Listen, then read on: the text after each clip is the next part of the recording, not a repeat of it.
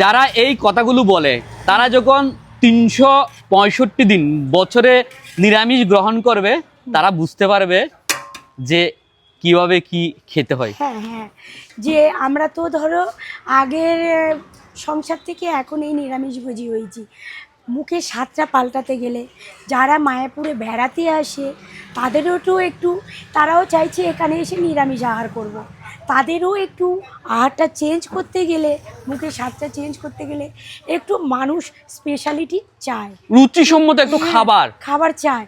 কিন্তু কালার দেখে কিংবা একটু কষা কষা জিনিস দেখে অনেকে বাজে কমেন্ট করে, কিন্তু এটা কিন্তু ঠিক না। একদম যারা একদম বাজে কমেন্ট করার তারা করবে, তারা ভগবানকে নিশ্চয়ই মানেন না, আর বাড়ির গুরুজনদের মানেন না। না হলে অন্য কারোর প্রতি বাজে কমেন্ট দিতে গেলে, যারা যদি বাড়িতে কারোর সম্মান করে তারা অপরের সম্মান করার চেষ্টা করে। একদম একদম একদম।